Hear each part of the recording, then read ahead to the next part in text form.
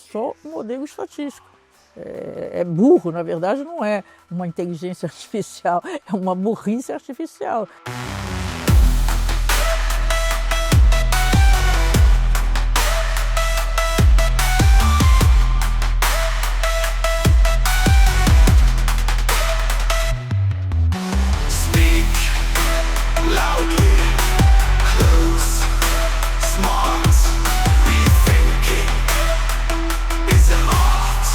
Bem-vindo ao Repensadores Cast, o podcast da Rede de Repensadores que se reuniu agora nos 18 anos da Repense.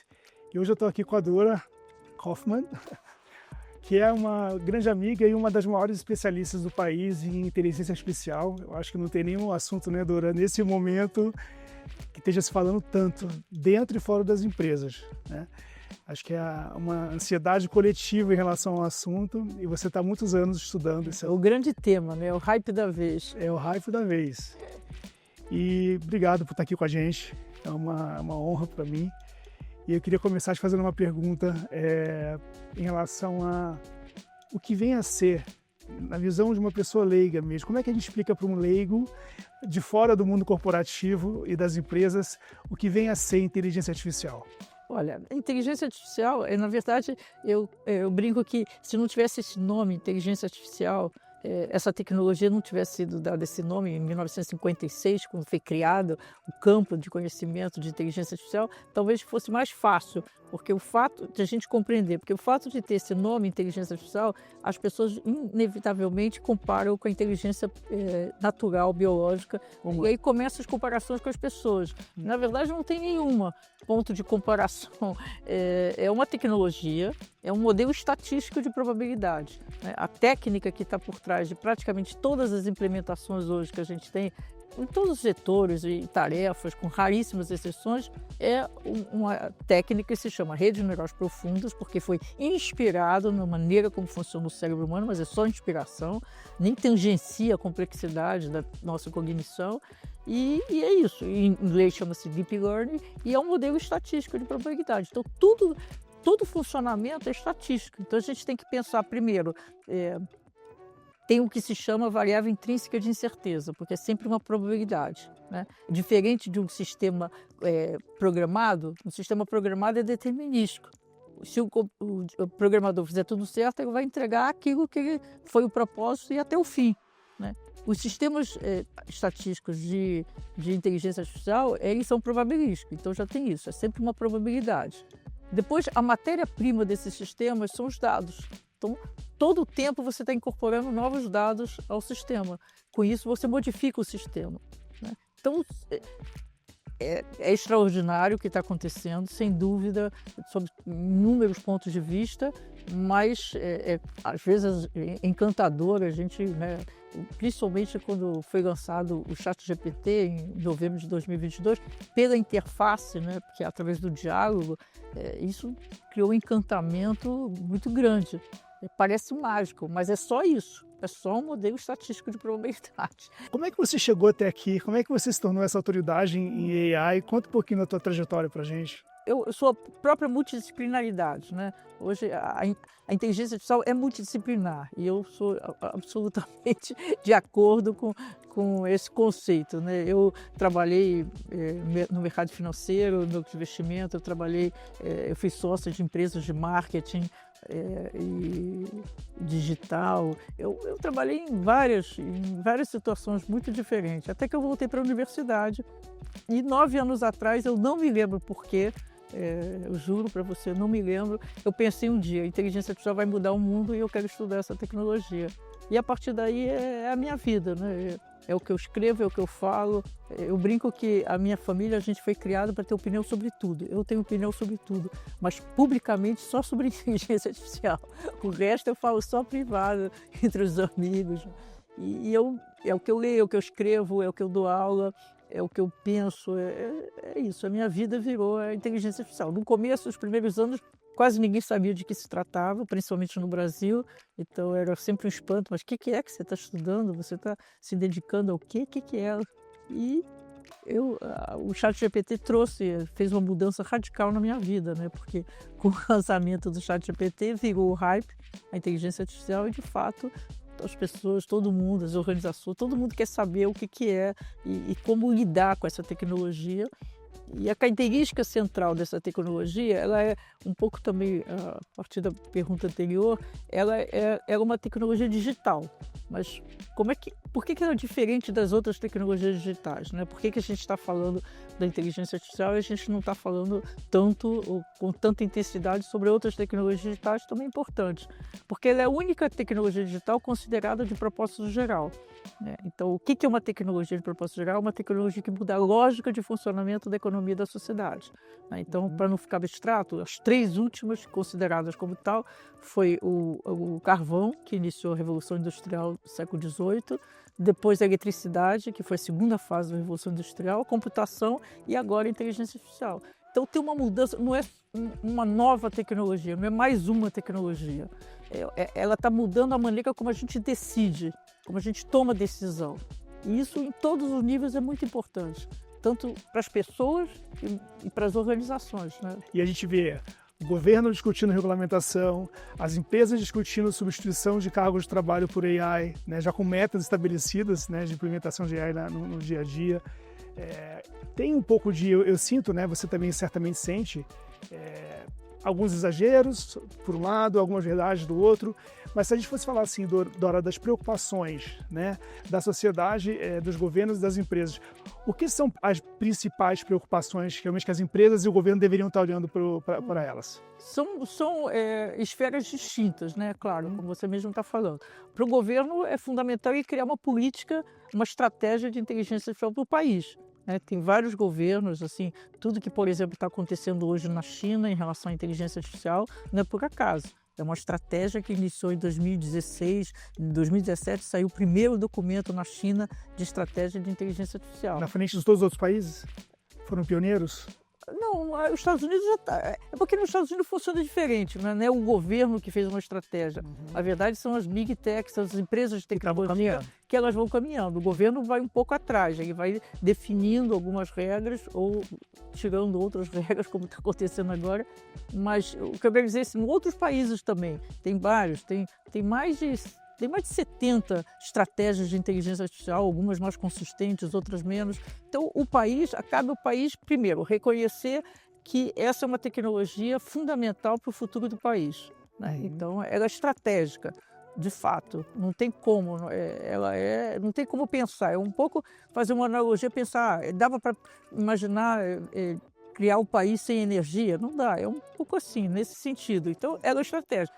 Então, o que o governo tem que fazer? Que a gente não tem isso aqui no Brasil. A gente fez um plano que não tem nada, na minha opinião, eu fiz já críticas a esse plano na minha coluna, ele não é um plano, é um aglomerado, um conjunto de ações, de ideias, né? Um plano você tem que fazer um diagnóstico, quais são, por exemplo, as áreas mais vantajosas para o país, onde a gente tem vantagem, quais são os obstáculos, em suma, é uma estratégia, como se faz estratégia sobre qualquer situação, né?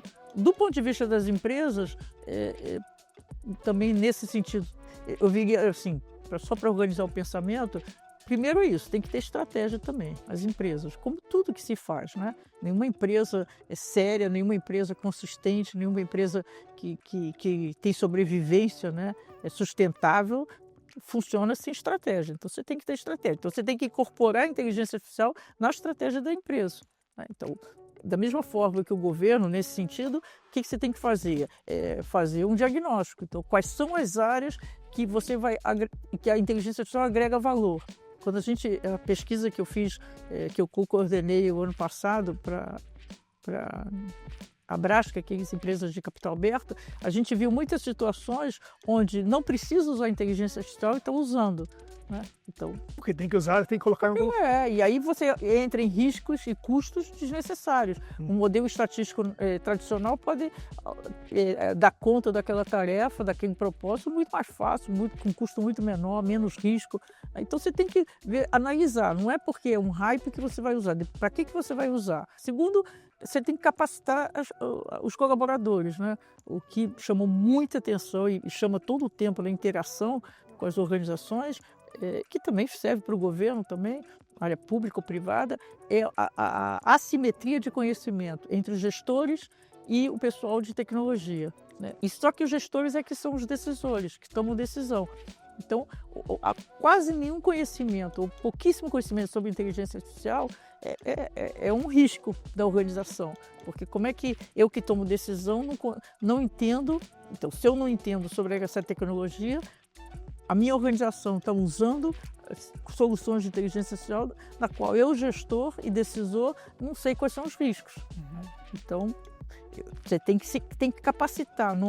A inteligência artificial não é uma pauta, não é uma agenda de TI, de forma nenhuma. É uma agenda do que se chama o C-level das organizações, né? É uma agenda da organização. Por exemplo, você não precisa ter dentro da sua organização todo o conhecimento. Você pode criar, por exemplo, sei lá, um comitê, um núcleo, qualquer coisa de suporte externo, né, de especialista externo que compõe, que te ajude a tomar as decisões, né? Porque o que acontece também, que atrapalha e confunde, é que, por exemplo, pegar hoje que é o grande hype são as soluções de IA generativa, né, do qual faz parte o ChatGPT e todos os outros congêneres, que são sistemas que geram conteúdo, né? Então, o que está acontecendo muito no mercado? Tem uma competição enorme, acirrada, entre as grandes empresas de tecnologia, porque não tem um modelo de negócio sustentável. Não tem ninguém ganhando dinheiro hoje com IA generativa. Estão valendo bilhões e ainda não estão ganhando. A NVIDIA é diferente, ela está ganhando dinheiro porque ela tem um chip que é o chip fundamental para o processamento desse conjunto extraordinário de dados. Mas no modelo em si de IA generativa, todas as opções, Llama, Gemini, ChatGPT, DeepSeek R1, todas essas que a gente puder citar, ninguém está ganhando dinheiro. Então, porque são um investimento em infraestrutura de bilhões, né, e não tem retorno. Tem vários fatores. Primeiro que o uso é muito menor do que a gente tende a achar, né? A nossa tendência é universalizar o que acontece na nossa bolha. Então, já também fiz artigo sobre isso. Na verdade, muito menos, mais ou menos 50% da população em países importantes já ouviu falar no ChatGPT, que é o mais popular, e 20% dos 50% já usou uma ou duas vezes. Então, as pessoas usam muito menos. E as organizações também, muito menos, ainda estão em fase de transição. Desses que usam, as pessoas físicas, a grande parte usa de graça, as soluções gratuitas, né? Mas mesmo, por exemplo, pegar o ChatGPT, $20, que é o que tem agora de $200, mas o que quando paga, você está pagando por $200, por $20. É muito pouco. Então, como não tem um modelo sustentável de negócio, né, que deu retorno no investimento, essa competição acirrada, a indústria tende a supervalorizar propositalmente qualquer avançozinho, né? Fez uma pequena diferença, é o que se chama inovação incremental, né? É como se você pegar um suco, alguém que produz um suco e um novo sabor. Isso não foi uma grande invenção, não foi uma revolução, só botou um novo sabor. É como se, né, é um pouco mais complexo, evidente, mas é como se você botasse um novo sabor. Você acrescenta. Então, coloca já como se fosse uma grande revolução para chamar a atenção para o seu produto. E a mídia, que é também hoje muito pautada por clique, ela reverbera essa coisa. Em parte por desconhecimento, em parte porque isso gera cliques e aí fica essa confusão. Na sua visão de autoridade no assunto, o que são realmente temas preocupantes para a gente, que você acha que a gente tem que olhar com atenção em relação à AI? Quais são os temas, cara? Esses três temas, ou esse tema único, é realmente perigoso, a gente tem que tomar cuidado? Como é que você vê? Eu acho que cada solução tem as suas questões, né? Eu tenho muito desconforto de algumas, que é o exclusivo que você citou, de criar um futuro distópico e ficar falando só sobre distópico. Eu acho isso um desserviço, porque o futuro não é dado, né? Nem em relação ao nosso futuro, cada um de nós, nem da sociedade, não existe. A gente vai construir. Tudo que a gente fizer hoje vai impactar no futuro, né? Então, não tem futuro distópico em relação à inteligência artificial dado, né? Então, o que é importante que todas as pessoas, nos níveis diferentes, principalmente esses que têm influência, né, que são formadores de opinião, que discutam os problemas hoje. Como é que a gente vai ter o conceito de a IA do bem ou IA sustentável? É como a gente vai construir. Então, depende dos humanos. Claro, porque é um modelo estatístico de probabilidade. Né? Então ele não tem vida própria, não é autônomo. Então depende de como nós humanos fomos desenvolvemos e fomos usados. Né? Então, por exemplo, no caso do agente de IA, né? Como eu me referi, está se falando que é o hype da vez, a bola da vez, como se diz. Tem milhões de problemas, né? Imagina, e fundamentalmente, do ponto de vista, vamos dizer assim, filosófico, é quanto a gente está disposto a entregar de controle. Né? Vai ter um sistema que vai controlar as nossas decisões, as nossas conexões, né? E qual é o custo disso? Né? Então, tudo tem que ser pensado, cada implementação tem que ser analisado. Vale a pena? Eu tenho riscos. Né? É um modelo estatístico, ele tem muitos riscos, tem muitas limitações. Né? A maneira como ele funciona, seja qual for. Então, cada um tem que experimentar. Então, na experimentação, você vai ver essas soluções de IA generativa, por exemplo, eu acho que estão tendendo a virar commodities. Hoje eu não acho que nenhuma delas é melhor do que a outra. Depende para que você está usando. Então, tem umas, por exemplo, para fazer revisão de um artigo que você escreveu, é melhor. Tem uma outra que é melhor para fazer tradução. Tem uma outra...